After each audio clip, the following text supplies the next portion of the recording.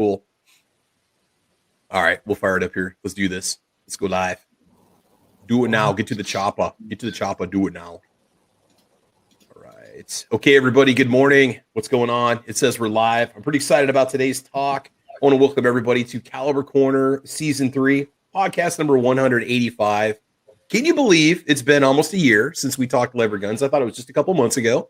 And there's been some revisions and enhancements that have come out in the lever gun market as of recent times. We were having a discussion before the show started as to whether or not are they really new models, because some of these articles call them 7 new lever action models coming out in 2021 and so on.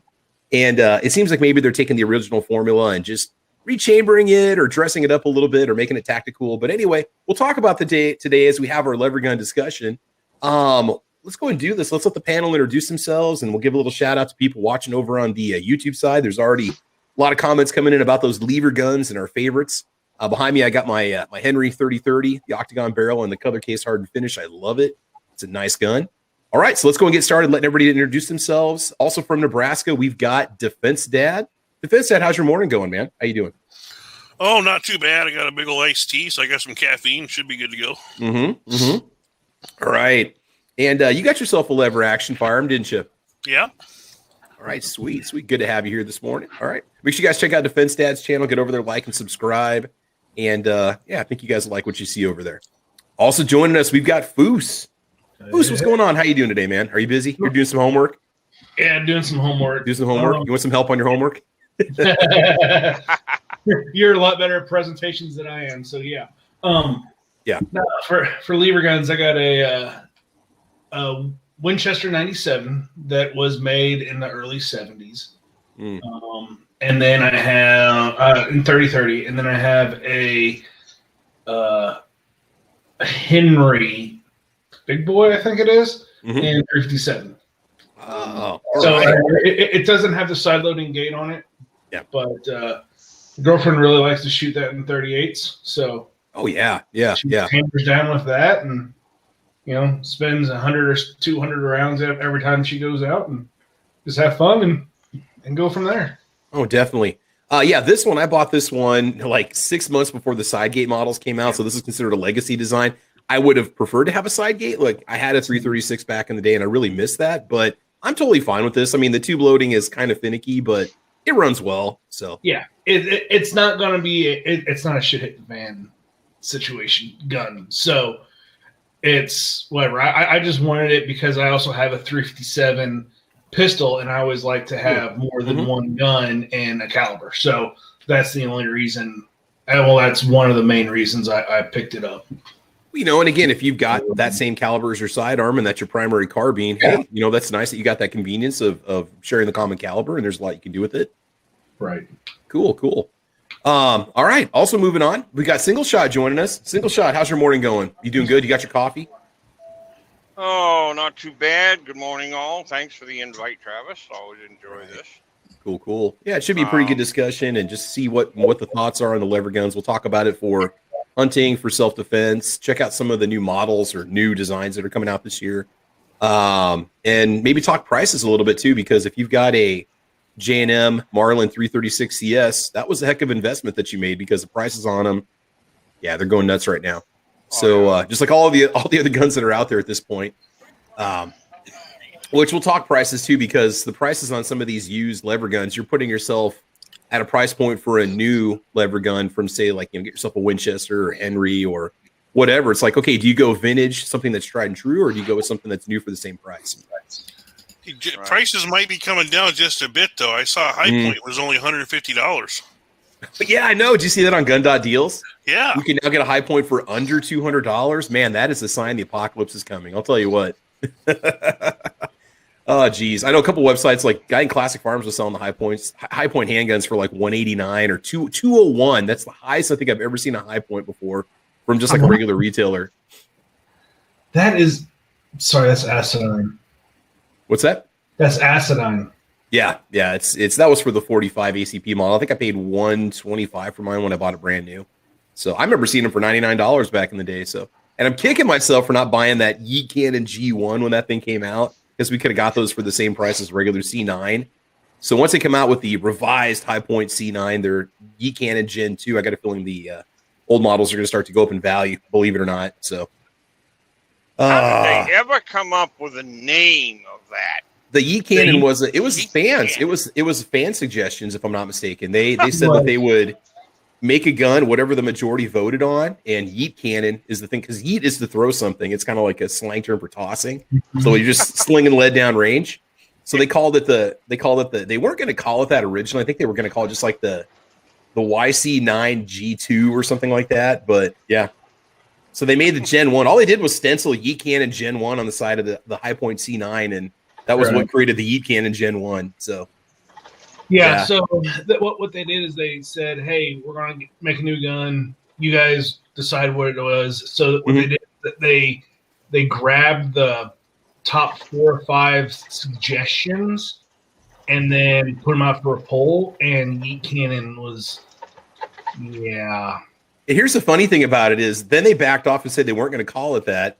And then H&K came out. Didn't H&K come out? And they said, if you do that, like we'll do photo shoots together. Like Heckler & Co. came out and they said, we'll do photo shoots together, or we'll make a Yeet Cannon also. If you guys make one, we'll call our gun a Yeet Cannon. I don't remember what it was. So H&K put pressure on High Point to actually do what the fans wanted, which is what High Point wanted in the first place. But, believe it or not, High Point's a fairly conservative company. So, I mean, they're not much about change. If you look at how they do things, they don't really get away from the formula too much, which is fine, Yeah. But anyway, let's keep going with the intros. Squib's in the house. Squib, you had that first cup of coffee down yet? Not quite yet. All right, man. You do that. You get yourself nice and awake here, and we'll make you part of the discussion. I did have an opportunity to shoot one of Squib's lever guns in 44. It was very cool experience. We'll also talk about, some of the pros and cons of going with a pistol caliber versus, say, a 30-30 or any other chambering that's out there in lever guns, because lever guns are chambered in basically whatever you want anymore. I mean, it's crazy. You get a 6.5 Creedmoor lever action if you want one. Hell, somebody probably makes one in 243, believe it or not. But all right. If it makes a difference, I'm having my coffee in my Henry coffee mug. See, there made in America or not made at all. Exactly. Well, was the mug really made in America, Squib? I mean, let's be honest here. Yes. Ooh, good. Because I don't think I've ever seen an American-made coffee mug. So. Oh yeah. You good. Yeah, I've been really happy with this. I mean, I got to be honest with you. You can argue with me, but the defense said I've shot your 336 before, and the action on that was way smoother than this guy. I don't know what it is, but yours is like butter smooth. This one's a little rugged. So I agree. Wait a second. You've never had an American-made mug? You mean one of your students never made one in art class for you? Oh no. That's my bad. I'm talking like a commercial mug that I purchased. So, I've got many coffee mugs. I don't think I've ever seen one that says made in the USA. Hell, even Yeti coffee mugs aren't even made in America. So, and last but not least, joining us, the one, the only, the other godfather of gun channels aside from G-Webs, we've got Tony. Tony's in the house. Tony, how's your morning going, man? How you doing? Well, it was going really good until I heard somebody refer to it as a lever. A lever? You don't leave your friggin' house, do you? Lever gun. No, that's just fans of the Yankee Marshall calls it a lever gun. So they want to be all sophisticated and, all modern stuff. We call it a lever gun, lever action. So I'm actually good. Thank you. All right. Good. So joining us over on the YouTube side right now, got a lot of people. They're already talking. Let's see. G23. Good morning. New York Outcast says, please tell Squib to stick his finger in an outlet so he can wake up. No, we wouldn't do that. No, after enough cups of coffee, you feel like you stuck your finger in an outlet, right? Also joining us, we got Kevin June, JH586 in the house. New York Outcast is out there. Watt75. Let's see who else is out there. Kendrick 98's in the house. Justin Grimm. Blue Steel 44. He says a Winchester 94 AE 1894 to 1994, 18-inch with a big loop and a saddle ring right here, baby. Yeet. You know it. And Squiblift is out there. Also, who could that be? I don't know. M. Gabriel's watching this morning. Patriot in the Dark's joining us too. And also, sponsor for today's channel or today's podcast is SS Pawn, located in Lexington, Nebraska. Make sure you guys stop in there, say hello to Stan. It's right off the Interstate 80 exit. Lexington, Nebraska is located pretty much dead smack, south central part of the state, right off Interstate 80. Stop in there, say hello to Stan, and SS Pawn will take care of your firearms needs. Something I want to get out here real quick. He's not with us this morning, but Sandhill Shooter. If you guys are not a subscriber to his channel, I want you guys to head over there and subscribe to Sandhill Shooter's channel. I'll post links here in the chat in just a minute for everybody. And a couple things about it. His wife is actually battling lymphoma, and so there's a lot of treatments that she's going through right now. And if you could help him or help the channel or help support either of them, that'd be great. He does have a Patreon that you can support. You can also reach out to him directly. And also over at Black Hills Tactical, and I'll put a link for this in the chat here in a minute, they've got all kinds of Sandhill Shooter swag you can get. They've got a whole line devoted just to the lymphoma battle that his wife is going through. So let's show some support for Sandhill Shooter. And if you head over to his channel, he explains everything that's going on. He's got a great channel. He's a hardcore supporter of the Second Amendment. He's doing stuff locally for us here in Nebraska. And he's put a lot of time and effort into his channel, and he's a really cool dude. So I want you guys to make sure you check it out. So while we're talking lever guns here, I'm going to go ahead and post those links for everybody.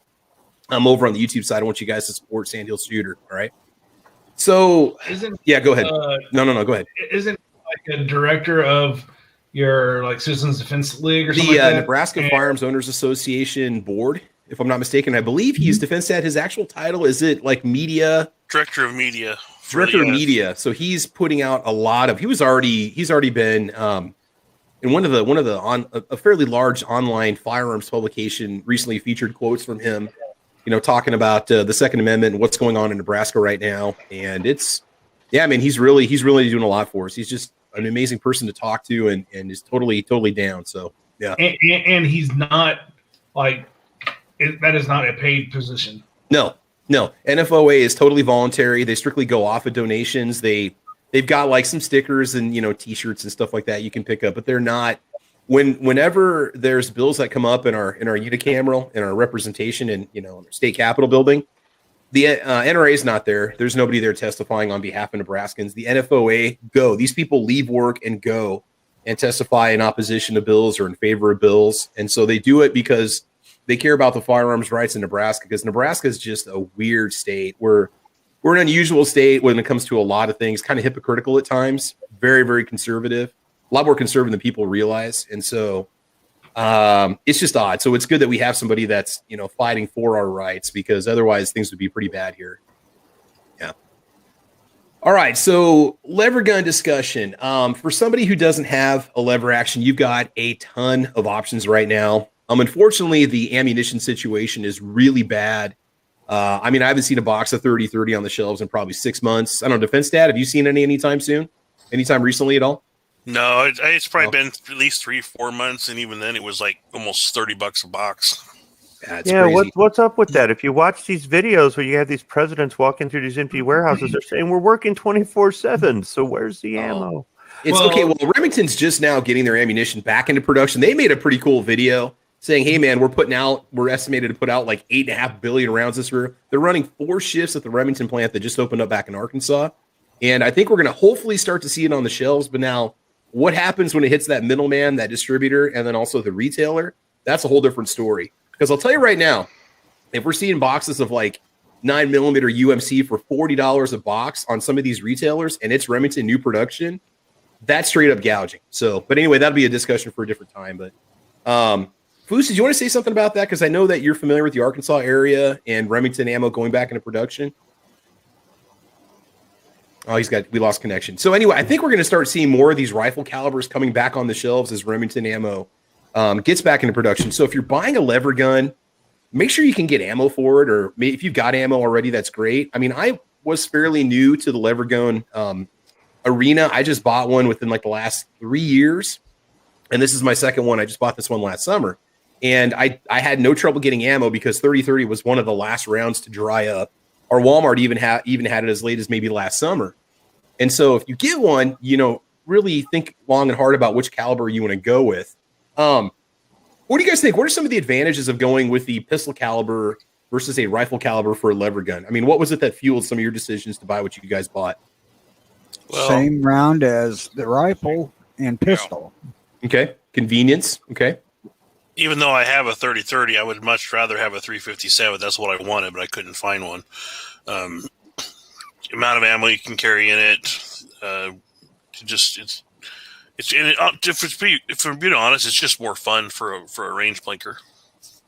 Yeah. What's the capacity of the 357s? Like, was it a Marlin you were looking at 357, or was it Henry? Who was it? It was a Okay. Henry. I forget. It was a carbine length. I think it held. I could be wrong. 7 or 8, and then you could also run like 38 through it, and then you get almost 11 in there. Oh wow. Yeah. Okay. 38's like 10 plus 1. Okay. Yeah. Maybe 11 plus 1, something like that. Whereas my 30-30 is a 5+1, but I mean it's a hunting rifle, so. Yeah. My Marlin 94 and 44 Magnum holds 10 plus 1. Wow.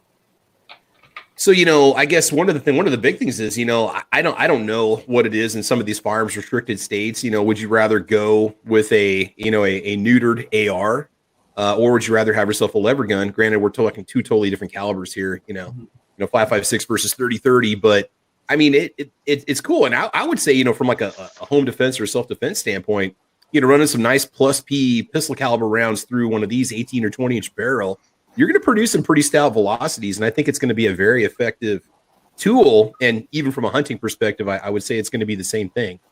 Yeah. You gain a lot of velocity between a pistol barrel and a rifle barrel for sure.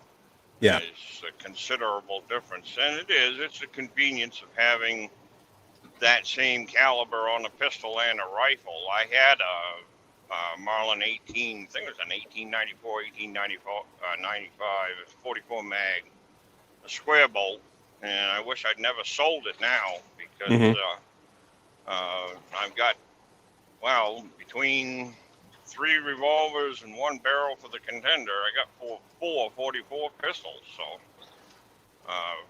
the revolvers and the 1 barrel for the contender, I shot one deer with that one that I've got for the contender.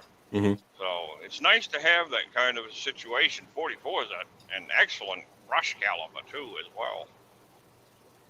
For me, it was the hunting laws in my state. Yeah. I had just got into deer hunting. It's going to be my first year deer hunting, and I needed to have something that would work in the area. There's 3 different zones in my state, and I was in the zone that allowed pistol or it's straight wall cartridges 1.8 inches or shorter.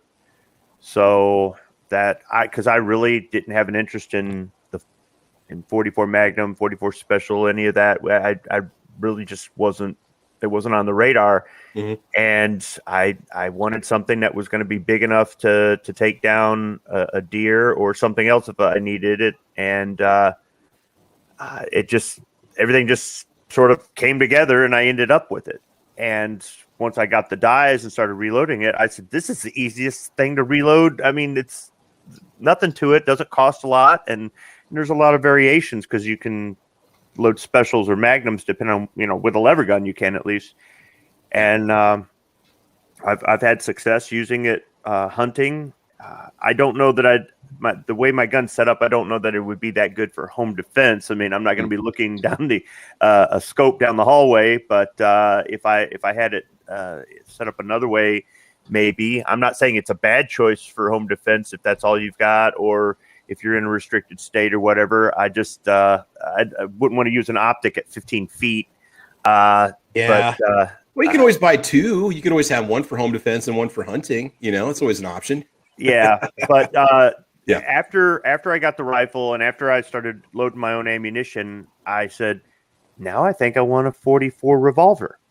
And I changed my mind. I don't want to get a 50 Desert Eagle when I finally get one. I think I want to get a 44. So just getting the rifle in that caliber for that reason, just for deer hunting, to satisfy the hunting laws, kind of opened up a whole new door for me. I'm almost in that exact same boat because here in Illinois, we can't hunt with deer with anything but a handgun. And I went into the 44 Magnum for that. And then I thought, I discovered cowboy action shooting, to be honest. And I bought everything for cowboy action shooting in 44 Magnum because I didn't want to reload every caliber under the sun. Sure. I do it anyway now, but sorry, go. I didn't mean to cut you off. that's what led me to 44 Magnum. I was just going to say what got me into the lever gun. I never thought I'd want one, just because I thought, those are FUD guns. I don't want one of those. And then I went to one of those events I go to at Nebraska Shooters, and one of the stations was where you get to shoot steel with a 38, 357, but they were shooting 38. And I couldn't believe how fun it was. And the thing that got me is with the buckhorn sights and everything, it was like I couldn't miss. I'd never shot one before. And I beat the record out there on a tree. And shooting steel. Yeah. Not a dueling tree. I'm just drawing a blank. The Texas Star. Oh, okay. Yeah, I couldn't get the words out of my mouth. And I can't miss with this thing. This is so much fun. And I wanted one. And that's what kind of got me to looking for one.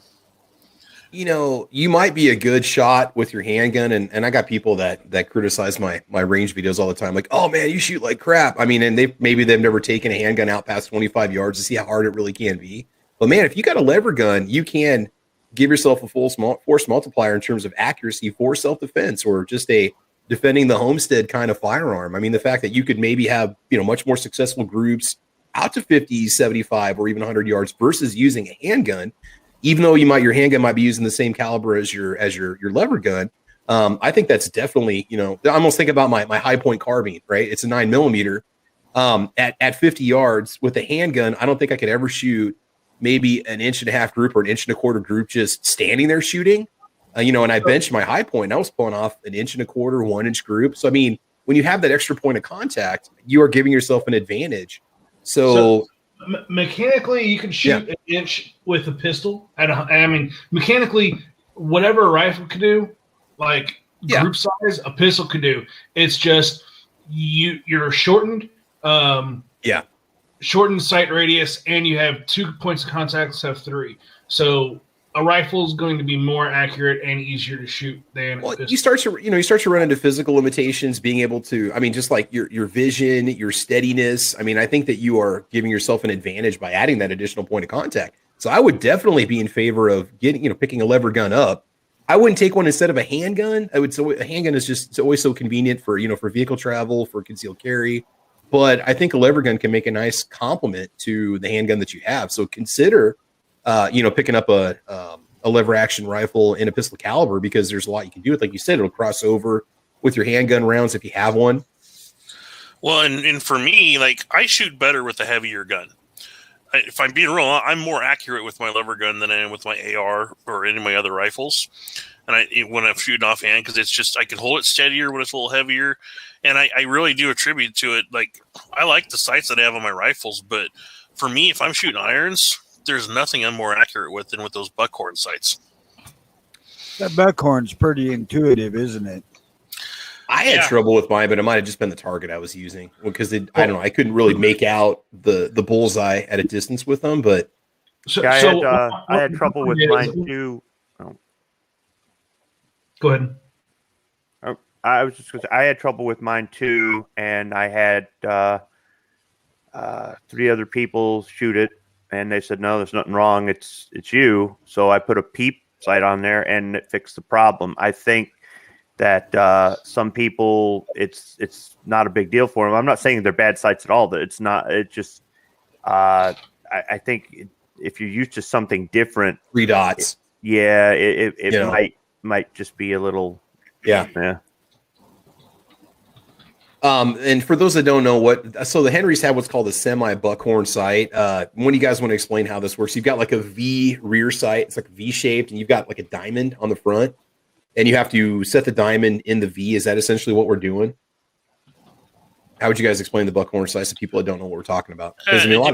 It depends. Mine are a little bit different than yours. I don't have that diamond in the back of mine. And to be honest with you, I think mine are a little bit easier to pick up than yours. For me, it's just everybody has different styles. No, it's the same for me too. I can put lead on paper with them, but not as good as I want to, which is why, that and just my vision in general, which is why I added an optic to my lever gun this year. Yeah. But if I want to take it out deer hunting and I want to go past 150 yards, I'm going to try to stretch out to 200 or 175. I'm not going to do it with buckhorn sights. I'm sorry. I'm just not. Well, I threw an optic on mine as well. But when I was doing that, to describe it, I'd say basically your rear sight is kind of a half moon. It's kind of squashed, and yeah, you do have that notch, whether you have the diamond or not. And then your front sight just sets into it, and for whatever reason, that sight picture works better for me than most of the other iron sights that I own. Yeah, that combination of those buckhorn sights was originally designed so you had kind of a distance setting on your sights. If you set the front sight, which is commonly either a gold bead or an ivory bead, you set that on top of that diamond in the notch. You set that for 75 yards or 100 yards, and then you use the top tips of that. I'm talking about a full buckhorn. Yeah, and that raises that sight up, so you've got 150, 200 yard shot. So it's kind of a sight elevator. So if you've got the half buckhorn, obviously it's only going to be raising that sight up about half of that distance. It all depends on what you get your sight set for. And it's good we talk about this because your Henrys are going to come with those sights. If you're thinking about buying a Henry lever action, which is one of the few lever guns that's actually in stock anymore, you might be running into that kind of a situation. So just be aware. But Who's go ahead. The Henrys are drilled and tapped. Yeah. So you can put an optic on there, or you can put a Skinner peep sight on there without having to get a gunsmith. So that's something that the girlfriend had issues with. I would taught her, the front, just like, pistols, you put your front sight at the, middle top of your rear sight. So whenever I gave her the lever action, she was doing that with the buckhorn. And like the first couple rounds, I'm like, do you know where your rounds are going? She's like, yeah, I mean, I'm saying just like the way you told me. And I realized that she was clearing the berm because she had it jacked up so high. Yeah. Jacked up so high because she was doing what I told her. I'm like, okay, this is a different little sight. You see how there's like two little notches, the buckhorn, at the very top. But then as it gets down to the lower half, there's another like buckhorn type thing like another like curve cut into it. I wish I could show you mine, but I don't handle the firearm. But yeah. So I'm like, use that one. And as soon as she did, she just brought everything down right on target. So it is a different aiming sight. So essentially what you want to do is you want to get the dot to touch the top of the diamond, right? That's what we're thinking about here. Right. Yeah. I can maybe show you guys just a quick picture here what we're talking about. Is there an image around here? Here we go. All right, so hang on a second. I'll do a screen share. So again, the difference between going with a 336 versus, say a Henry lever action is going to be that sights. And like I said, the sights are okay. I just need to practice with them more. I really think that's what it comes down to. So now here's your peep versus buckhorn versus a shallow V. So you can see what happens here. Go ahead, Squib. Well, I know you're talking about the difference more or less with specifics to sites, but how about other differences like warranty? Henry's got that lifetime warranty and they take care of you. I can tell you personally, just dealing with Henry, that their customer service is outstanding. So do you get that with other manufacturers of lever action rifles? Well, here's the thing with the Marlin. If you got a 336, you probably don't have any warranty service unless when Ruger picks it up and gets their Marlins in production, are they going to honor, prior Marlin purchases? If not, you may have to go to a gunsmith. You might say, well, what's my lever gun ever going to need? You never know. I mean, something could happen to it. If you never take your lever gun apart, you'll never know what's wrong with it. So take the dang thing apart every now and again. And there's YouTube, there's plenty of it. Because whenever I got my Winchester 94, I was like, okay, it was a gun, not a gun show, but a pawn shop find, and like it didn't have a front sight, it didn't have a couple screws in the receiver. So when I sourced them, I'm like, okay, the finish is pretty worn off a bit. I'm like, okay, let's tear it apart, give it a good clean, see what's going on. I didn't even know how to crack it into it, dude. YouTube. Yeah, do it. Yeah, you can do most of those repairs and stuff unless you've got some sort of a crack in the receiver or the barrel. A couple things I want to get back to YouTube comments here real quick. Kevin June says, I saw a Mossberg lever action in 30-30 last time I was in the shop. Has anybody ever used one? I think the Mossberg, don't the lever guns like eject out of the top? So it'd be impossible to put an optic on them. They have like a weird cut. I think they eject out of the top or something. Or they go off to the side. Winchesters eject out of the top too. Okay, so I was thinking the Mossberg is like a copy of that design. So I would not go with the Mossberg just because of that. It's going to limit what you can bolt on the top of it. Yeah, but they've got that tactical Mossberg with the rail and the whole 9 yards on there. They've got it set up so that it fits into pretty much any state law, right? But you can tactical it out. Well, Henry's got one too. Henry's got a couple of them. You know, Marlon's got one, and Henry also came out with one too. So we'll talk about those here in a little bit. And just so you know, that Mossberg shoots nice and smooth too. Yeah. Oh yeah. Patriot in the Dark says my Winchester 3855 doesn't even have sights right now. LOL. JH586 says the Marlin JM stamps are the best. Rossi for the money. Winchester's money is not a concern. And I'll talk about what they mean by a JM stamped barrel. That is something you really want to think about if you're going to go ahead and get yourself a Marlin 336 pre-Ruger. Okay, if you're going to get one that's already out there, there's a couple things I want to tell you about those before we do that. Now, there is a question for the chat. Maybe you guys can answer this for me. Mr. Cypher Monkey says, is a lever action 357 or 44 interchangeable with 38 or 44 special like revolvers? Yes. Yep. Okay. I mean, no problems with ammo interchangeable between the two, No. right? Hey, Travis, when you were shooting my Henry, we were running factory 44 Magnums, but those 44 specials were my plus P plus. Yeah, hand yeah, load. and it ran them those. yeah, it ran them just fine. Yeah. Just real quick, Travis. If you do want to show it, I emailed you the pics of my sites. And the reason that works is it's head spaced on the rim, and the bullet is the same diameter as the outside of the case. Okay. So you're good. Now, Foos, why can't you run 44 Russian in those rifles? Because I've heard you can't. Don't do it. You'll jam it. Rim is different. Yeah, okay. I haven't ran. I'm not a 44 guy. I've just done 357. Oh, okay. What'd you say, single shot? Your 44 Russian has no ejector groove on it, on the case. And that case head is just a little different. Believe it or not, there's a little bit of a taper on that cartridge as well. So, defense side, what are we looking at here? So, first off, the flash makes it look horrible. The gun is actually not dirty like that. But you were asking about the buckhorn sights. That's what's on my 336, and that's the style that I really like. Okay, yeah, so the then buckhorn the Henrys are sights. semi-buckhorn for sure, because that's way different than a Henry. Yeah, and they're just so much easier to pick up, and it's got a shrouded front. Yeah, my Henry, the buckhorn, the wings are a lot thick, higher and closer. Yeah, it says it can block up to 2/3 of the deer at 100 yards, and that's one of the things I didn't like about it, because if I decide to take my 30-30 deer hunting and I got to go out past 100 yards, I mean, I'm going to try my best, but I would rather run an optic, which is what I'm doing right now too. Yeah. So that's what you get when you go with the 336. So let's talk about the 336s here real quick.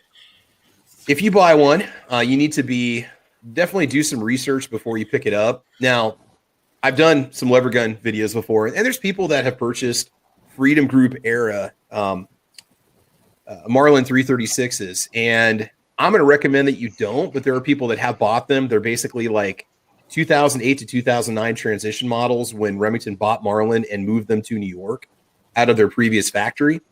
And there was some definite quality control issues. I just want to read you. So this is why you want to make sure that you know what year you're buying, because I bought a 1991 pre-Freedom Group Marlin 336. And what you want to look for is the JM like proof markings on the barrel. That's going to tell you that it could be one of the previous pre-Freedom Group 336s that you're buying. It's kind of to explain this, but there was a transition period where some of those barrels were still left over into 08 and 09 that made it onto the new factory Remington-owned Marlin 336s, which had some serious issues. And here's what happened. So this is, now take it for a grain of salt. This is off of marlinowners.com. It's in their forums, but this is a forum that's been around for 10 years.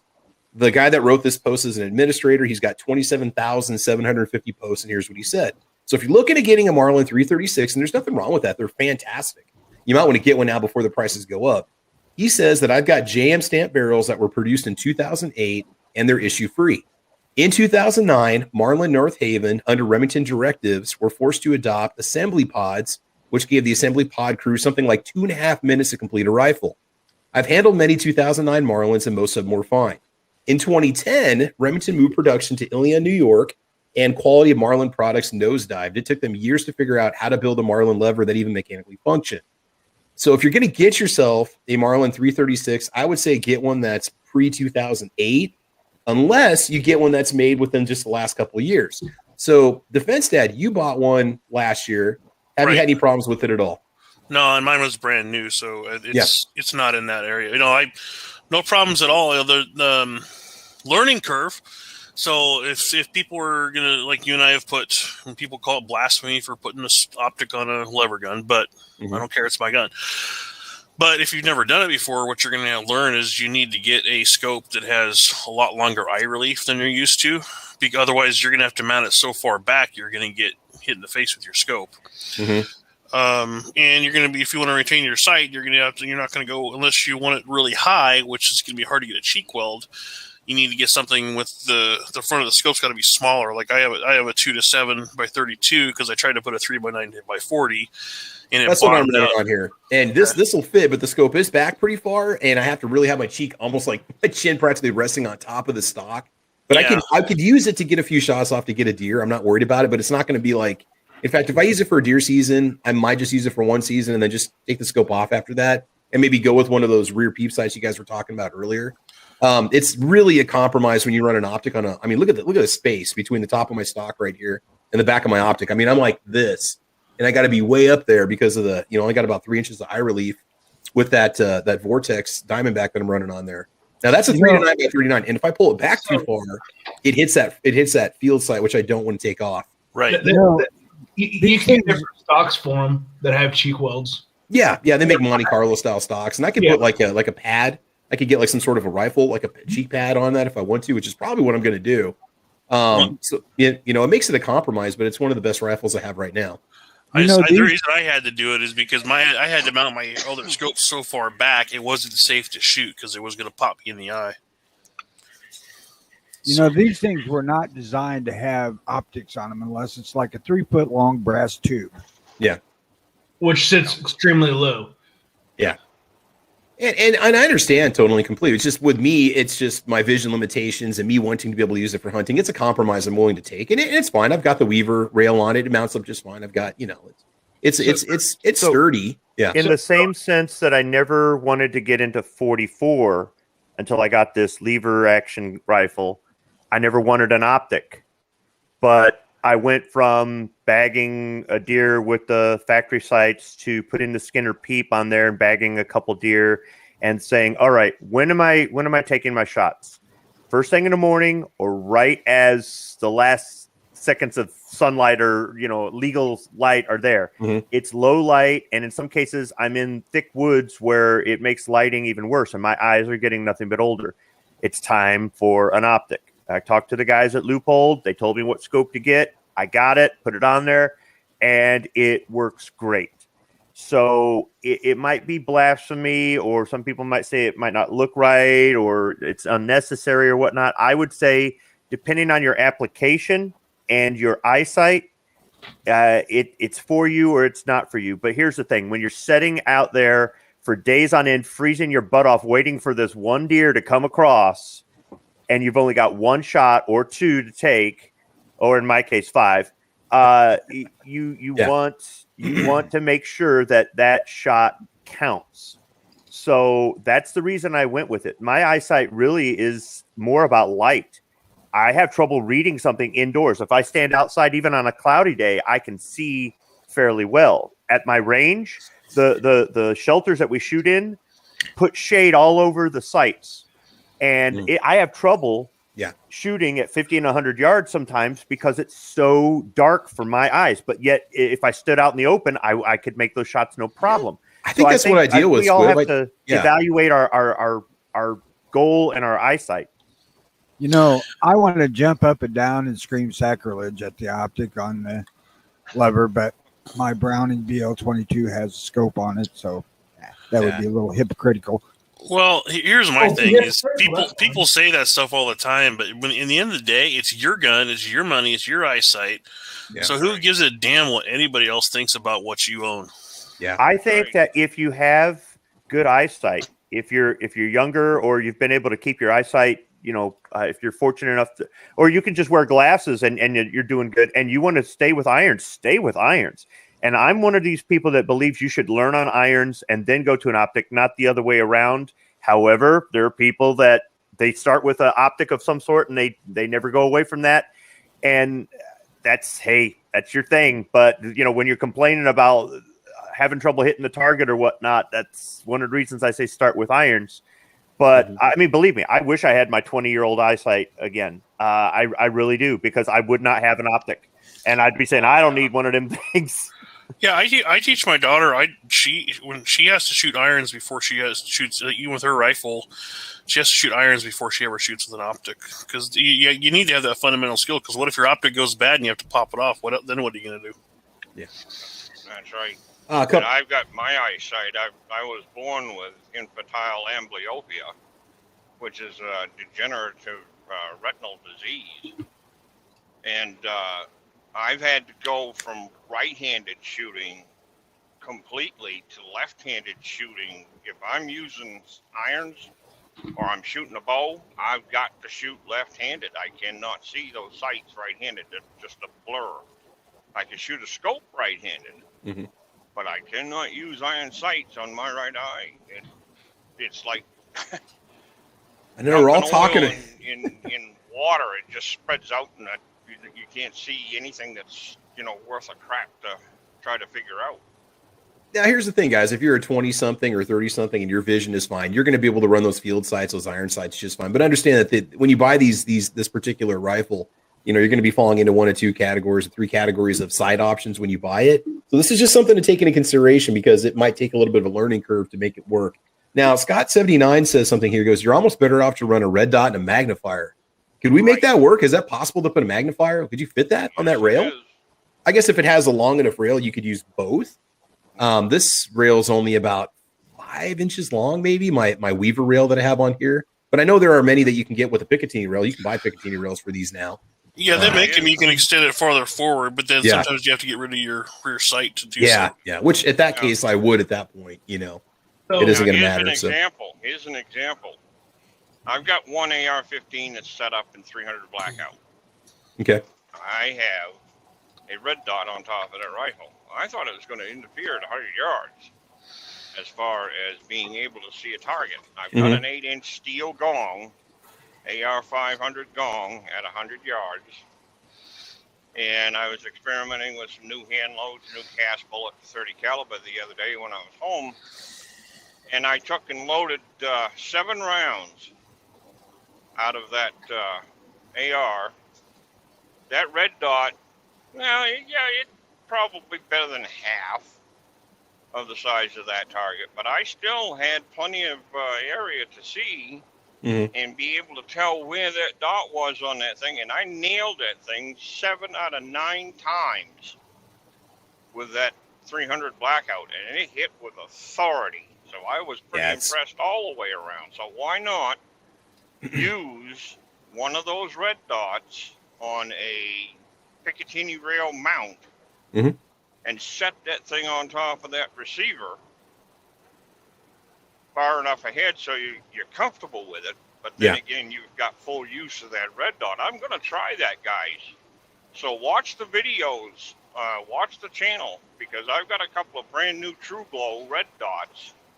And one of them's probably going to end up on my Model 94 XLR in 730 waters. You say why not? And I'll say one thing, John Wayne. He didn't have no contact lenses or glasses. He just made the shot. And I'll say 2 things. Movie magic. No. No, I hear you, man. No, I hear you. It's classic design. JH586 says, I've got scopes mounted on both of my 336s. I removed the rear sight and mounted them low. Works great with my old eyes. Yeah. Let's see here. I think that's about it. I started with an optic and transitioned to irons. It wasn't bad. I still had to figure out how to hit the target, says Kevin Jung. RGK762 says, I own 2 levers, one with the scope and one with iron. So that's it right there. Just go buy 2. Just have one with iron sights and just mount that over the mantle, and then have your scoped lever gun in the gun safe, or for the hunting and stuff like that. So you can do it that way, or you could buy one of the flip-off sights mounts. True. I never thought about that. That's an option also. Yeah. Flip it right out of the way. Mm-hmm. I can't hunt with my lever guns except for the little 22, which does have a scope on it. So, in cowboy action, the scope's out. I mean, you don't do that. Yeah. And that's why they're like that. Mm-hmm. I may put out a lot of bullshit about John Wayne and whatnot, but really it's practicality for me. I can't use the scope and what I want to do with them. So, yeah. What I want to do now is just take a look at 7 new lever action rifles for 2021. These have been out for probably about 5 or 6 months, but there might be something here that you didn't realize was out, or they're just a slight variation on designs that are out there. So hopefully everybody knows at this point that Henry has released, the side gate loading line of lever actions. You still have the traditional tube loader, but then they have the side gate that they've added, which is really convenient for a lot of people. They started off with, I think, 2 or 3 calibers, and now they've gone to everything. Everything has got both. Except, are the 22 LRs inside gate also, or not? I don't know about the rim fires. Yeah, rim fires. Yeah. So here's what I have here. Well, I'll take us through 7 different models, and we can just talk about them, see what you guys think about them. But yeah, does somebody have a question? Go ahead, because I'm not looking at the panel right now. I'm looking at the article. All I say was I doubt that they made the side gate 22s because those bullets are so easy to deform. Yeah, that's a good point. Never thought about that. Yeah. Oh, let's see here. I'm trying to get back to where it was. So the first one that we have here, we've got the Henry all-weather Picatinny rail 4570 side gate lever action rifle. Can somebody explain to me what it is about 4570 that makes it like the most epic or awesome lever action caliber? What's that? Shoot one once. Yeah. Have you shot one? No, I have not. But you guys are like, if I get one, I gotta have. Everybody is like, it's a bucket list gun for every lever action fan. Is the 45s? Is it because it's been in movies? Is that what makes it that magical? It's just powerful, and the thing is, so I went out to sight my Marlin, and my buddy was out there with his 4570. I told you this, and he never shot with a lead sled, and he was trying to zero in his scout scope. So he asked if he could borrow it, and he didn't realize, because he's so used to taking that recoil with his shoulder. Yeah, that thing shot so much, the front of the gun just shot up out of the lead sled because it wasn't strapped down. So it's fun to shoot. It's got some power, and you want a pad on your shoulder if you shoot it very much. Is it hard to find 4570 in the stores right now, or is that one of the few calibers that's actually on the shelves? I don't know. He makes all of his own loads. He even casts his own bullets. Okay. That's the same thing here. 4570 has become ridiculously popular because of guns like the ones showing. Yeah, that's just awesome. That's like Jurassic World made the 4570 particular all-weather. It's just made it a hot gun. Well, there's two iconic symbols here. We've got the lever action rifle, which was very popular back in the Old West. Mm-hmm. And then we got the 4570 caliber that is also very popular back in the Old West, along with the 4590. So they just combined the two, and they come up with an ace of spades, as far as I'm concerned, because that thing is an awesome rifle. Now, going above this, what else was it? Bighorn Armory, they've got a 500 something or another you could get. Oh, yeah. 500 Smith & Wesson. Yeah, they've got some somewhat unique guns. You get it fully loaded. All right, you don't have to add stuff. And that's why I like what Henry's doing and what some of these others are doing as far as putting sling swivels and pick rails and everything on the guns. And they're giving Bighorn Armory a run for their money, because Bighorn Armory has this thing where we make a handful of guns every year. We do it in a shack in Wyoming. We're not interested in mass producing. We're not interested in getting these into the hands of the everyday. This is for the rich elites. If I had lottery money, I'd have one of their lever action rifles. But otherwise, they're not getting a dime of my money. Nice. There's a 500 Linbaugh. Line ball. Limbaugh, yeah, model 89A.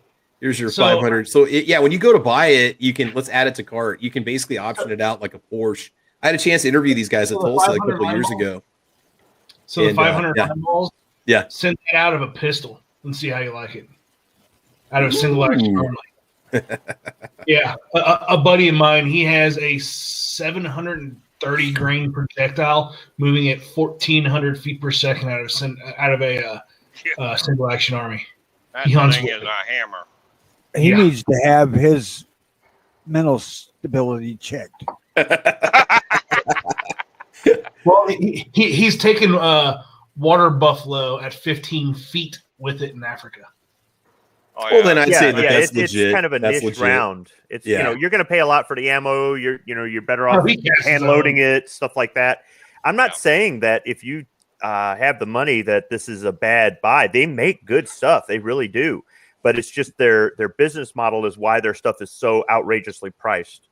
So here's some of the options. You can do a $600 option for the fancy walnut finish. If you want a color case hard, it's additional $1,200. And I'm not ripping them. I'm just saying if you want to go, this is super duper high end. This is what you're looking at. You can go with an extra $300 if you want a particular type of barrel cut. If you want to add an octagonal barrel, it's an extra $750. $36.99 MSRP, and you have to do a $600 deposit on it. Wow. And you don't get free shipping. I would demand free shipping. If I'm going to drop $5,000 on a lever gun, say I add on all those options, I want, I'll just go drive out there and pick it up. I can be there in about 6 hours, 7 hours, honestly. So, and this is one of those I things where the quality and the fact that nobody else makes them quite like this with these sorts of options, that's how they can sell these. And at that price, they only need to make a couple guns a year. They live in the middle of nowhere where the cost of living is low, and they can just, we'll make 100 guns this year, maybe. Well, whatever. And that's why that's how they do what they do. And they have it's a capitalist society. They can do that.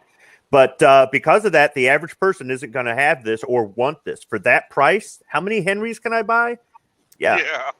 I think their real whole card is that they make the 500 Smith & Wesson version and the 460, and I don't think anybody else is. Nope. And that's one of the things that appealed to me. I'm like, man, it's just no, sorry. $24.99. Even if I had that disposable income, I mean, I could finance it, but if I had that I would put it towards something else. And that's just a personal choice. Somebody else might go, nope, this is absolutely worth it to me. And there's nothing wrong with that. And if I see you at the range, I would love to shoot this, but I'm not. I was more than happy to hold it when I was at Tulsa. They had a couple models on display, and it's like, oh god. So, yep. Financing again, I could never slide that past the old lady. Come on, it's only $24.99 for the 500 Smith & Wesson, Tony. It only starts at $24.99. I don't want no more calibers to load. Yeah, there you go. Yeah. So if I wanted to get my wife on board, she would have to shoot this and say, "I like it. You better buy it." That sort of thing. Mm-hmm. And I don't know that they actually go around and have, like at my local range, they've got manufacturers that show up and they'll let you shoot their guns. They'll provide the ammo and everything else like that. I don't think Bighorn Armory does that. They don't travel around and let you try it out so that you get hooked. I thought they do. If you go to their shop, don't they let you test it or not? Don't they let you test it? You're going to drive all the way out to, for you to drive to Wyoming, yeah, that's nothing. But for me, that's nah. I'll tell you what though, Squib, if I'm going to drop $5 or $6 on one of these, I might want to make the road trip out there at some point just to make sure. But I mean, you're going to know what you're getting yourself into. I mean, in all honesty here, I mean, if you've had lever guns, you know what you're doing. You're not an idiot if you're going to drop that kind of money on it, I'm not saying you're an idiot for spending that sort of money. I'm saying it's a personal choice, and for me, as many finer things that I like to have that I think I work hard and earn, this is just one where I don't see the value in it, but somebody else might, and I'm not knocking that. So here's the Henry that Squib was equipped with when he stormed the beach at Guam. The Henry X model, because I know you want the tactical model, Squib. So the Henry X model 30-30 lever gun. You got the side gate. You got the Picatinny section up on the front. You've got the synthetic stocks. Here's the thing. If you want one that you could beat up or you're going to use it as the ultimate truck gun, I think this is cool. I think it's neat that they're it's tastefully modern, is what I would say. I know a lot of people would say, well, synthetic stocks on a lever gun are sacrilegious, or I'd never put a vertical foregrip on my 30-30. Have you tried it? So this is the thing that's appealing to me about the Henry X that is probably going to be the odd man out. It's a pound lighter than the regular big boy. Okay. And the wife kind of seized my big boy. She's like, this is mine now. And she goes, and I said, is there anything about it you don't like? She goes, it's a little heavy. So I'm like, so if I got you a 44 mag Henry that was lighter, but pretty much the same, can I get my gun back? And she's like, yeah. And do you want stainless? Does it have to be wood? She goes, I don't care as long as it's a Henry and it's 44. So when this X came out and I saw the specs and it was a pound lighter, I'm like, oh, I'm in, but I haven't picked one up yet to get my gun back. Now it's not on here, but there's also, is it Marlin that came out with the Black Series? I really like the looks of that one. I think it's Marlin, the Black Series 30-30s. And the problem with those is that they're now out of production. So they start at like $1,500 on Gunbroker. I don't know if you'd ever find one. If you find one local, I would say buy it, because I think that's going to be a limited thing. We're not probably going to see them again when Ruger takes over. So that was something that went into production just before Marlin stopped production. And I'll show you that in a little bit. It's like the 336 Black Series. Other than having like the paracord thing on the loop, I don't know if I'd keep that or not. That's what the Black Series has, but it looks somewhat similar to the Henry X model. But I think it's cool they're doing this. This would be the one that I would get and just have fun with it. Not saying I just toss it around or anything, but I wouldn't worry so much about it. Like, I'm always worried about scratching the wood stocks on my 30-30. Unfortunately, my 30-30 has become a bit of a trailer queen, But I would definitely consider picking up one of these. Question. Why have a lever gun for a truck gun? No, not even that. I'm just saying something you want to take out and shoot and beat up and hunt with, Yeah. Oh, you said, if this would be your ultimate truck gun. Yeah. I just threw that out there. I don't know, Foos. I just said it. I have no idea. Okay, so Foos, is your thing about having a lever action for a truck gun is because of manipulating it? It's going to be a little bit bulky. Well, I mean, not only manipulation, but also the limitation on rounds and reloads. Like, because whenever I think of truck gun, I'm thinking like my vehicle is dismantled for some reason. That means that most likely I'm going to be surrounded by vehicles or hordes of people. Where are you taking your truck? Mogadishu? No. I'm just saying, like, if I need to go to a quote unquote truck gun, my truck's going to be out of commission. Because if my first thing is get out of there, because I got F-150 V8, like I could roll over. Oh, yeah, I would count on that breaking down for sure. Oh, yeah. Who's hawk down? Well, but what if you live in a limited state, or what if your definition of truck gun is a little different? Like, I grew up in Nebraska. It was nothing to drive around with rifles and shotguns in a rack in the back of your pickup. That was a truck gun. Yeah. Well, here's my thing. When you've got 44 Magnum, do you really need capacity? No, you don't. No. Sorry, I'm going to have to disagree because I would rather have more rounds than a bigger bullet.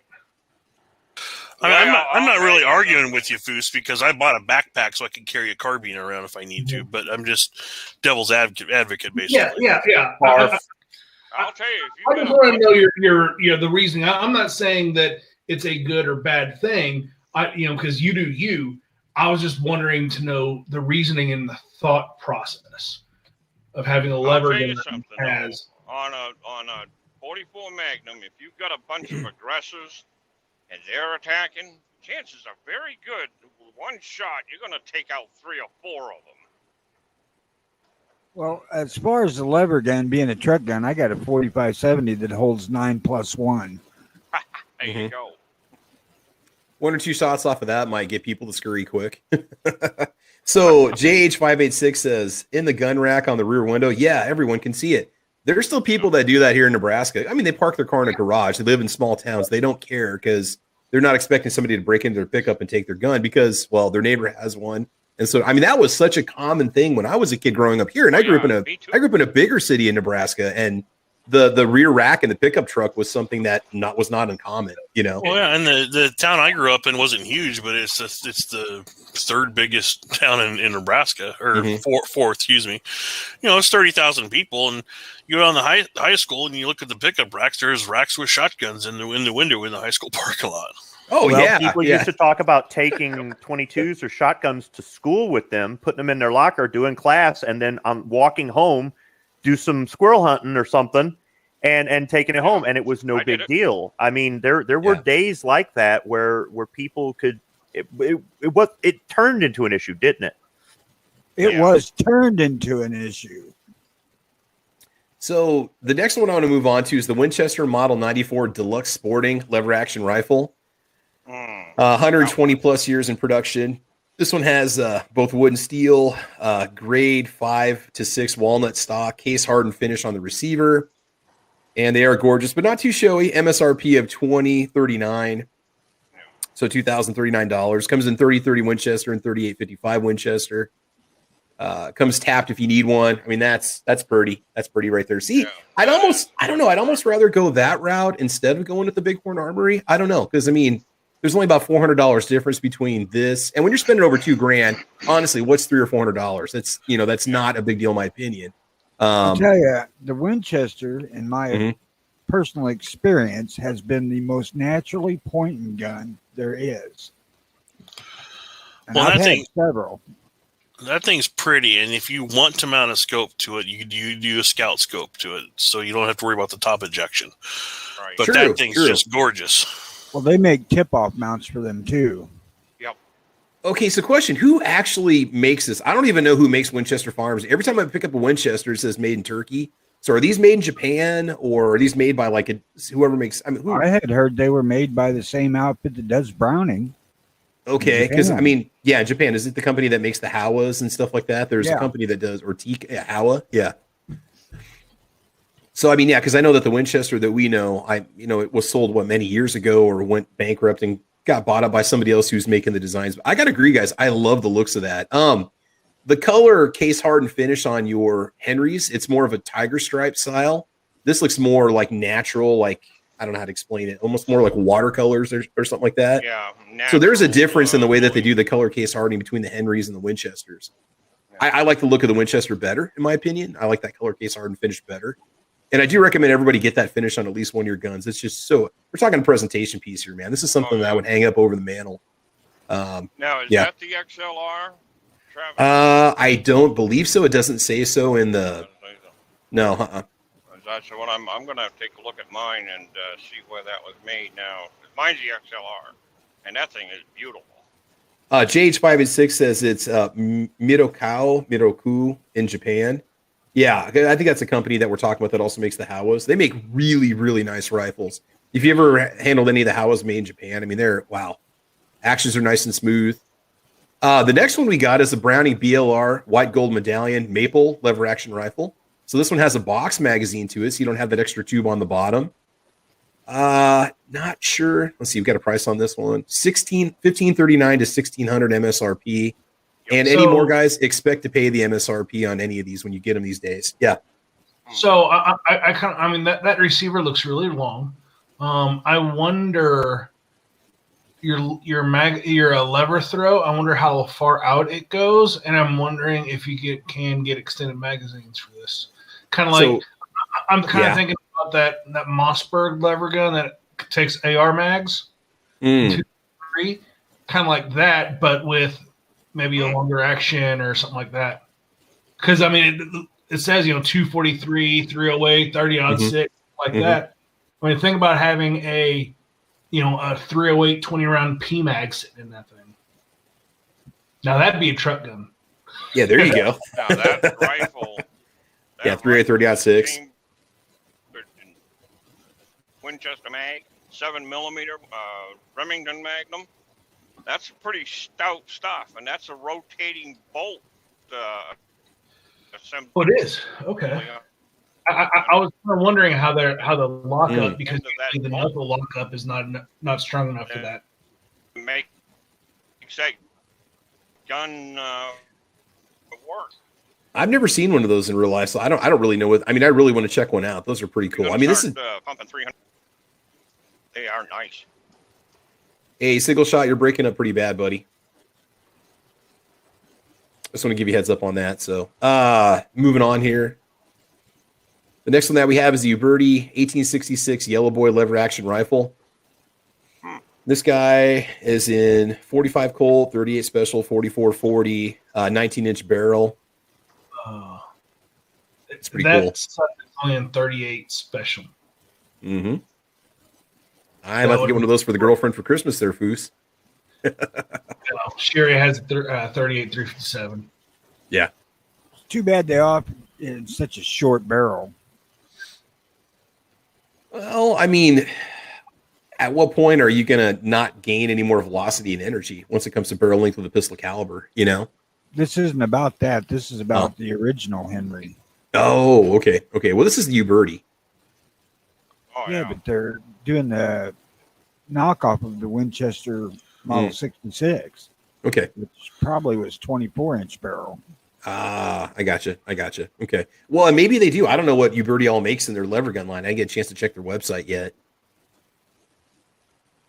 So this is another option for you. And then, also, guys, I don't have a lever gun in 22 LR. Do any of you guys have a lever action in 22 LR? Yes. Yes. What do you guys think about that? Is that something worth investing in? Is it a little more fun than, say, a semi-auto 22 or like a Ruger 1022? I love it. That thing is butter smooth. It's a Henry. Mm-hmm. I have the Browning BL-22, and it's remarkable. Browning does immaculate fit and finish work on their guns. Oh, yeah. Yeah, they do. No, that little Henry is very accurate. Very 27 Cool. down, you're good. This one right here, I like. This is speaking to my inner G.I. Joe here, guys. Marlin Dark Series 1895. So you've got a full length pick rail on the top. You've got it threaded for suppressor. You've got suppressor, almost looks like a suppressor height sight. You got the black spiderweb vinyl furniture going on, side gate. $949. Like I said, if you can get one, I was looking at them on Gunbroker this morning, and they think they start at $1,500. I don't think that's vinyl, Travis. Isn't that actually black stained? That's wood. Oh, it is. Is it black stain? It's hardwood with a black coating. web hardwood stock. My bad. Okay. Yeah. I almost want to just bite the bullet and pay that price and get one, but I can't bring myself to do it. 30-30 Winchester and 45-70 government. Damn. All right. What else do we say here? Pile of modern features: threaded barrel, rail for mounting optics, and the ghost ring peep sight. Big loop lever. Okay. What do you guys think about that? That sounds nice. Yeah, Tony, what's your thoughts on that, Tony? What do you think about it? I want to get I can't see it, man. It didn't bring that picture up here. Okay, if you ever see, the Marlin Dark Series, it kind of looks like the Henry X, all Ain't black. my thing, man. It's supposed to look like walnut and steel. Okay. And having the threading on the front is definitely a cool option too if you want to go that route. So, I mean, because if you're going 30-30, could you also potentially use the same suppressor with, say, 300 blackout and 762x39? Would that be an option? If you have a 30 caliber suppressor, would you be okay or not? Yeah, I would think so. Yeah. Well, it's 308, so I don't know why not. Yeah. Okay, so there's another option for you. Here's the Henry Magnum Express 22 Magnum lever action rifle. There's another one that's out. No iron sights on this one, just strictly Picatinny rail up on the top there. Are there a lot of 22 Magnum lever actions out there? Are there a lot of options right now, or is this one of the rare ones? Is this one of the few? I haven't seen one other than this Henry. Okay. Monte Carlo style stock gives you higher cheek weld. That would be nice. That would be nice. I think Winchester might have done one way back, but I'm not sure. Okay. We've got Henry 11 round 2 magazine, gives you plenty of follow-up shots for groundhogs, prairie dogs, squirrels, rabbits, and other small game. 622 retail on that one. Here you go. Use it on the ranch, keep it in the truck, take it to camp, and carry it in these squirrel woods. Yeah. There you go, Tony. I've got a Browning already. Yeah, I know. If I buy another lever 22, it's going to be a Winchester 94 22. Period. That's my bucket gun. There you go. A little bit about the Marlin Dark series. It looks like, is it Justin Grimm is looking one up for us over there on Gunbroker. There's one that's 2520. The other one is 1650. Oh my God. Wow. I like I said, I'm numb to gun prices anymore. I don't even have an emotional reaction to it. It's just like, okay, that's not going to happen for a long time. I would suggest that people just kind of lay off of that for a while because it's going to turn here sometime. I keep saying that, so we're going on about a year right now. This insanity, but well, we kind of had a storm hit us. Yeah. But once Ruger starts turning out Marlins again, there'll be a little bit of leeway show up there. Well, I think that's going to have a massive demand. I think you're really going to have trouble finding one. There's probably going to be people putting surcharges on those too in the secondary market. I don't know. I got a feeling they're going to be super popular. I've noticed it seems like gun prices are starting to come down just a little bit, though. Yeah, like they are. I brand new. I got that PDP the other day, and I paid below MSRP for it, which I was surprised. Well, but again, when you go to Shields, that's a different price point than what a lot of people are telling me at their local gun stores or online. I mean, even Classic Firearms, those guys are $50 to $100 over on everything from where they were last year, or they're doing MSRP on stuff. But I don't disagree with you. Yeah, locally. There because they price match Cabela's, but at our local gun shops, like at the small one we go to, everything I bought from them this year has been below MSRP. So it's not as prevalent, but things do start becoming down slightly, not a huge amount. When I was pricing those JM barreled 336 CSs, they were about a $586 to $650 gun a year ago. Because I was kind of curious. I was thinking about buying another 336. And when you bought yours, I was debating if I wanted to maybe go buy a vintage one or if I wanted to get a new one. And I was looking at the price differences. They were $550, $650. Now a J&M barrel 336 will run you $750 to $950, depending on the condition, the caliber. There's some nice examples over there on Gunbroker you can get, but you're going to drop, $900 on one. So at that point, it's like, okay, do I just want to bite the bullet and look for a new one in the store? Do I want to go with another line or spend $300 more, just get a Winchester? I mean, you're kind of at that point with prices where you can almost go with the upgrade because it's not that far behind what the lower model's going for in today's current market price, Now, the one thing with the Marlin and the Winchester, the Winchesters are top eject, Marlins are side eject. So if you're wanting to use an optic, you're way better off starting with the Marlin. Okay. No, I don't. Yeah, I agree with you on that too. Yeah. Somebody has a request over here. Review says, Travis, go to Rossi USA. All right, let's check out Rossi real quick and see what they have to offer and see if there's anything new that they're showing off here. I haven't been to Rossi's website in a long time. So, all right. So we've got Rossi USA lever actions. Let's see what they offer. Okay, so they've also got their Tactical series. We'll just call it that. I mean, no offense or anything, but that's kind of when you go that all black kind of stealth look. So we got the R92 in 44 mag, 357 Magnum. We got the R92 in triple black with a big loop on it. So you might have better luck finding one of these versus the Marlin all black series or whatever they call it. This is, man, it's almost, I mean, it's not quite as fancy, but I think it's going to work. It also has a threaded barrel, though, and it's got the pick rail on top, so you could scout scope it or put a red dot on there. You got your peep sight ready to go. There's nothing wrong with this at all. I don't know much about Rossi's lever guns. What do you guys think? Are they decent? Are they worth looking into, or what? Yeah, they seem to be. I think E Honda has one, but yeah. And there's a YouTuber that goes by Chica Wise. He's got one of them in the, I believe it's stainless 357. Yeah, he's a cool dude. On that. That's a nice little rifle as well. Okay. This guy got an I have a Rossi 38 special. That's the wife's, and that gun is fine. MSRP on this one's $927.38. So like I said, just expect to pay MSRP. If you get it for less, then consider yourself, lucky. That's 44 mag, 357 Magnum. Yeah. Okay, so just price comparison here. They don't really have anything that's comparable with that barrel length, but if you go with one of their, they supply Vaseline.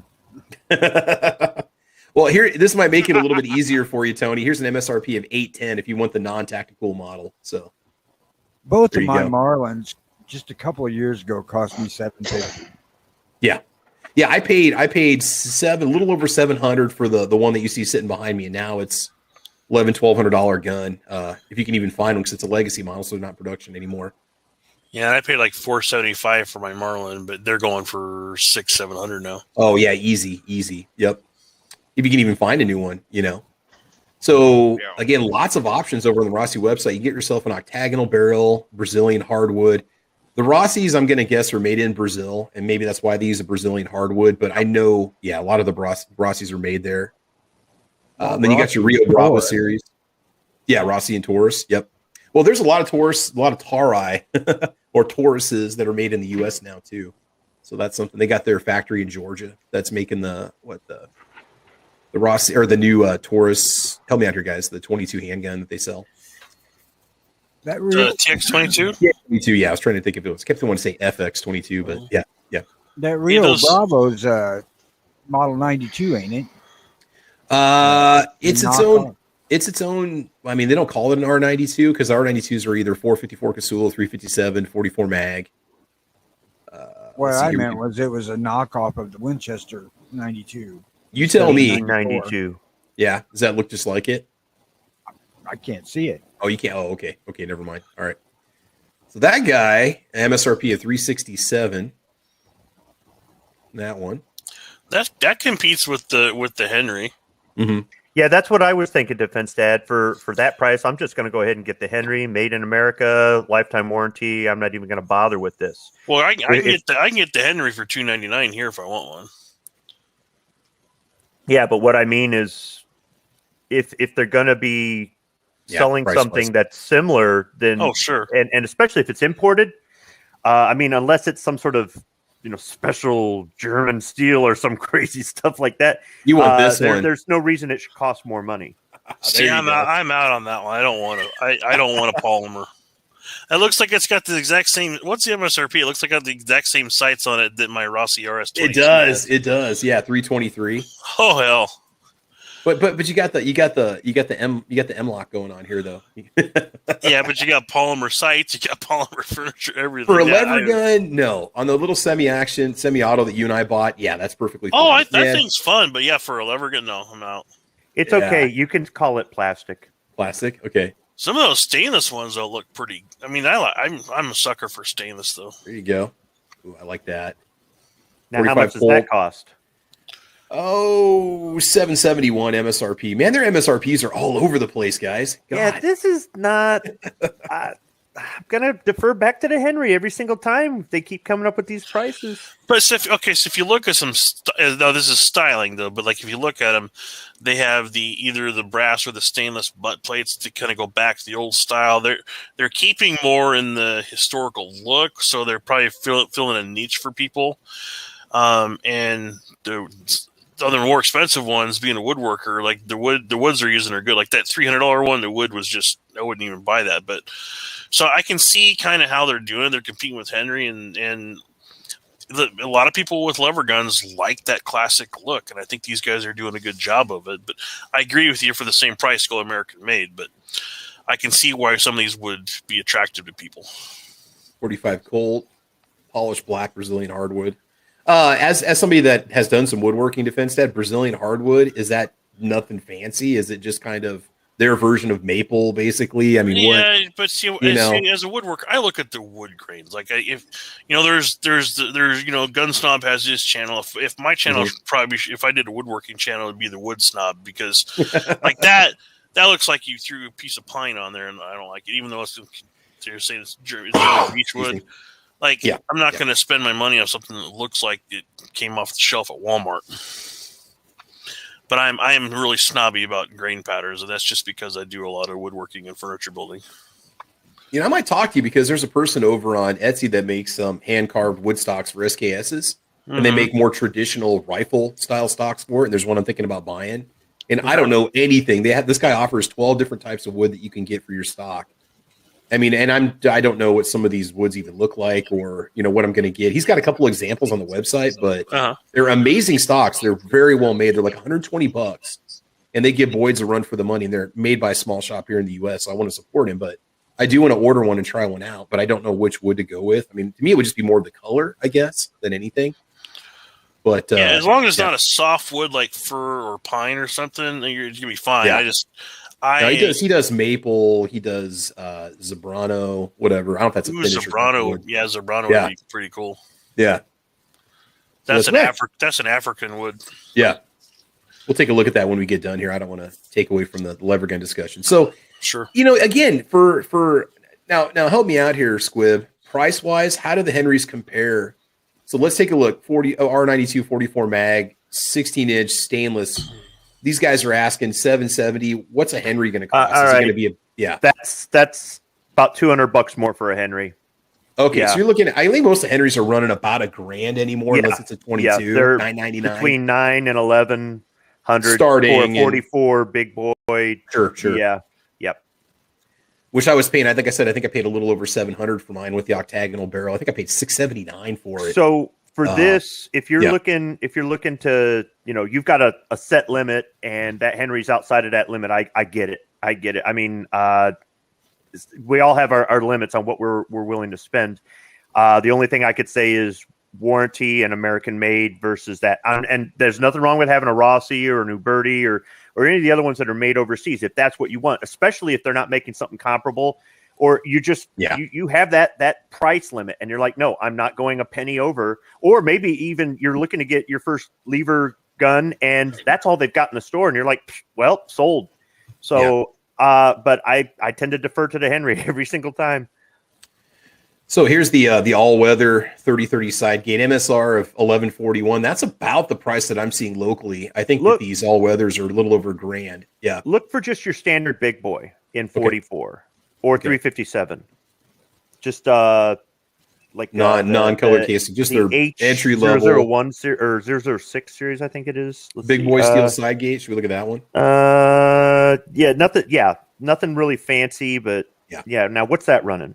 So if you go, let's see here, let's just do a 44 mag, 44 special side gate, 969 MSRP. Yeah, that sounds about right. Yep. Okay, that's your round blued steel barrel, fully adjustable semi buckhorn. And like I said, mine was less, but it was also before all this stuff happened. And I also got mine. I got mine from a major retailer who obviously didn't pay MSRP for it, and they passed the savings on to the buyer. Yeah. Something else is the Rossi drilled and tapped for a scope, because if it isn't then and there, you've made your money on the Henry because it's already set up to drop a optic or another sight on there. That's true. I got to admit, the side gate makes it very tempting for me to want to pick another one of these up. If I got an all-weather, I don't know if I do a 4570. I'd probably go 3030 all-weather. I like the looks of this. Pansy. Fine. If you want to shoot it very much, you'll want to. If you want to shoot it very much, and you don't want to wear a shoulder pad, you'll want the 3030. Yeah, but the 3030 is taking more deer than any other cartridge, right? Or is that just urban 4570 is taking down dinosaurs, though. So I mean, the 4570, you learn economy of ammo because you don't want to shoot the thing more than 2 or 3 times at once. Unless your truck is surrounded by a mad horde because it breaks down. Now, here's the thing. They have the same MSRP, though. That makes it really – that's a really tough decision. 3030 or 4570. All right, let's put this one to the chat. Anybody watching this right now out in the podcast, you guys watching on the YouTube side, I want you to tell me, should I get the 3030 all-weather lever action or the 4570? Now, same price, basically same availability, one extra round of capacity in the 3030.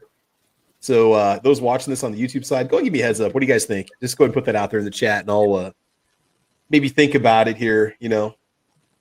I'll tell you something. With the 3030, and you probably can with the 4570 too, but I've never looked into it. 3030, you can put spritzer bullets in it if you only load 2. True. And Winchesters really performed really well with the 125 grain spritzer. Okay. And by spritzer, if you don't know, it's a pointy bullet. Well, I'll put it to this way to you, Travis. So let's talk revolvers in a comparison here.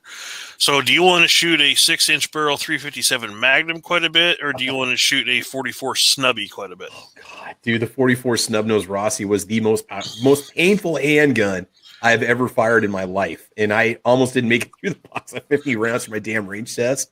I mean, every time you pull the trigger, it was like slapping your hand on a table. That's exactly what it felt like, that recoil. Imagine that hand's your shoulder, and that's kind of a good comparison of what the 45-70 is. Maybe not quite as bad, but I mean, realistically, it's you're not going to want to shoot it a whole lot unless you have. Well, of course, you have that vest for traps, so you do have the shoulder. Yeah, I do have that. I have a trap vest with a gel pad in. Tony's like, I'm not going to watch that video, you pansy. Tony be the guy to give me the thumbs down on the video because I wore a padded vest to shoot my 45-70. I'll tell you what, the first shot I fired out of my 45-70 like to knock me on my ass. I was not prepared for that amount of recoil. Yeah, because realistically, the 30-30 in a lever gun, it's a heavy gun. It's a fairly, I think it's a soft shooting gun. Yeah, it doesn't feel much different than my 7.62 by 39, to be honest with you. Yeah, Or even 30-30 ain't much different than shooting a hot loaded 44 Magnum version. So it's pretty much unanimous across the board in the chat. 45-70. I could have told you that. 45-70 cuts through the brush. 45-70 if you're only getting one. Now JH586 says all weather, neither. They're ugly. How could you say that's ugly? That's if this was a pickup, this would be like the 45-70 would be like the Dodge Ram TRX of the pickups, if that's what this was. You know, this look at that. It's like a monster truck right there, man. That's awesome.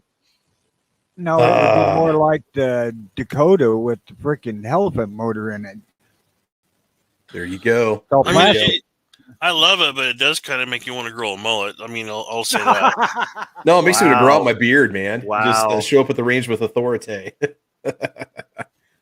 Oh, man. So, anywho. All right. So, guys, we're going to go ahead and call it right now. I've got a lot of stuff going on today, so we're going to end the discussion, the 2021 discussion on the lever guns. I mean, we really didn't get much into ammo. Maybe we can talk some ammo for 30-30s, recommendations, or maybe get into and do a part 2 at some point. So, we'll go and end it here, guys. I want to thank everybody for watching today. Let's let the panel go ahead and give us their final plugs. And while you guys are doing that, I'm going to go over to the chat and put the link for Sandhill Shooter over there, and also his Patreon link and the link for the Sandhill Sweetheart lymphoma gear that they're selling, the t-shirts and hats and all that stuff. So Single Shot, we'll go ahead and start off with you. You guys can go ahead, Single Shot. Anything you want to say before we call it, bud? Well, like I say, thanks for the invite. Yeah, man. Enjoy the content here. And guys, 30-30, 150 grain or 170 grain soft point, flat point. That's a good round. So with that, keep track of my channel. I should have another video too coming out. I'm headed home as we speak. So take care. God bless. And my blessings go to Sandhill Shooter and his wife. I did not know that. I'll try to help them out as much as I can. Yeah. But whatever you do, folks, be safe. You know. Yeah, absolutely. And try to pass this hobby, this thing that we enjoy so much, on to a new shooter. That's what we really got to do. People that don't understand firearms, if they're willing to listen to you, teach them. So with that, America moves by truck. Take care. Have a great day, folks. Right on. I agree, man. I agree. All right. Defense Dad, anything you want to say before we go? Oh, thanks for having me. Check out everybody's channels. If you feel like it, seeing someone screw up with only 15 rounds, check out my new PDP video. Hey, you can do a part 2. You can still redeem yourself and give us the extended director's cut range edition where you just burn through boxes of 50 like it ain't no thing, you know? Well, I'm thinking about taking the whole German collection out and just seeing which ones shoot better. There you go. There you go. Der Pistol, yeah. Nice. That's it. Nice. Right on, man. Cool. Guys, make sure you check out Defense Dad's channel and check out Single Shot's channel. They got great content over there for you, too. The links that I posted, the first one was to Sandhill Shooter's YouTube page. Subscribe to Sandhill Shooter. The second one is to his Patreon. And the third one is the Black Swan Tactical, which has other channels you're going to recognize. Again, Pro 2A company that's manufacturing, the gear and swag for gun channels basically, and you can get T-shirts and hats and everything. And Sandhills, the link to his page is over there too. So, all right, Tony, anything you say before we go? For those of you who haven't had any experience with the 30-30, just consider it almost the same as a 7.62 by 39, and although it's probably a little bit better, but not much. Okay. And it's lever, not lever. Let's leave that one. Let's lever that one alone, Tony. Let's leave it out. It's a horrible joke. And there's a lot of, the ammunition has evolved tremendously for 30-30 in the last, 5-10 years. There's a lot of options you have out there now. And obviously reloading is always a possibility too, if you want to go that route. So something to think about, custom loading, hand rolling your own. All right, cool. Tony, appreciate having you here, man. Thanks for stopping by. And last but not least, we got Squibload. Squib, anything to say before we go? So the whole lever thing it came down from up north. Biker Bob and his Canadian accent there, is the one who got the whole lever action thing going. However, the mechanism on your lever action is called a lever. This is like the people that keep wanting to say it's not an M1 Garand, it's an M1 Garand. No, it's an M1 Garand. It was just invented by John Garand, another Canadian. So this whole thing about, Americans are xenophobic or, we don't accept things from other cultures. I do think that some things America does reject, like the metric system. Who uses that, right? Or going on the euro or something like that. But there are some other things that we adopt. However, yeah, it's really a lever action gun. I just like saying lever because Biker Bob got me on that. I just went over to Google, and Google says lever. It says lever. When you click the button, you look up the definition of a lever, it says lever. When you hit the pronounce button. What's funny, though, is when you're talking to people who aren't in the online gun community and you say lever action, they give you this blank look. Lever 2000. Lever 2000 soap. Yeah. Well, until I start leveling my house. Leveling. And also, hey, give a little shout out to Foos, who was with us earlier. Appreciate having him join in with us. He's been on many episodes, and it's always cool to get his insight. And interesting to hear what he had to say about that 38 special lever action that his girlfriend likes to shoot. All right, and joining us over on the YouTube side, we had Tommy Gunn, New York Outcast, Tacos and French Fries, JH586, DJ Play Nice, Patriot in the Dark. I'm over there too, apparently. Justin Grimm, Tim Foley, New York Outcast. Let's see, Vanessa Kitty was in the conversation today too. Gun Love and Grandpa's there. We didn't spend much time looking at unfortunately, the Mossberg lever actions, but you can do that. They make a few models that, if you're interested, go check those out. And hopefully at some point we'll get more information about, Marlin and Ruger and getting those getting those Marlins back into production. RGK 762 is out there today. Also, thanks for watching. Let's see here. A lot of people that aren't here today. I think people are maybe a little bit tired, a little bit sleepy. Maybe that's why we didn't see anybody here this morning that we normally see, and that's all good. And I think we'll go ahead and stop it there. So just a heads up, if I do Caliber Corner next week, it's probably going to be on Sunday. I've got plans for next weekend, and I'm going to be busy Friday and Saturday, just so you guys know. So there probably won't be a Caliber Corner on Saturday. I'll post it over on the YouTube side. I'm sure a dozen people are probably going to reach out to me Saturday morning like, hey, man, you going to do a show? But no way, they're going to be like, yay, we finally get to sleep in. No, you'd be surprised, man. I mean, it's crazy. I have people that are like, and I have to email them back. It's like, no, I told you guys I'm taking today off. So I won't be able to do a show on Saturday, but we'll maybe do one on Sunday, possibly, or I might just take a week off. We'll see. For next week? Yeah. Oh, I have no idea, Tony. I'm not gonna be around. So if I do one, it would be on Sunday. I usually think of a topic about midweek. I'll go back and look at something we've talked about before and see if it's worth having a discussion on today. We really haven't talked politics much. We haven't talked much about, 2A policy or regulations coming down the pipe. But I figure there's a lot of other channels that do a much better job of it than I do. I don't argue politics very well, unfortunately. But no, we'll see what's going on. If you guys have any particular topics that you want to hear, just go ahead and email me at thecalibercorner@gmail.com. If you have any complaints about this, the way we run the podcast, or there's something you don't like, you can just go ahead and email that to shootingleftofcenter@gmail.com. And otherwise, you guys have yourselves a wonderful Saturday morning. Thanks for listening. I appreciate having everybody here. Make sure you get over there and support Sandhill Shooter. And I think that's it. And again, a shout out to SS Pond for helping keep this podcast going. So you guys have fun, be safe, take it easy, have a great weekend. Go hug somebody you love, and we'll talk to you soon. All right, bye-bye, guys. Take care. Bye, Alicia. Adios, Felicia.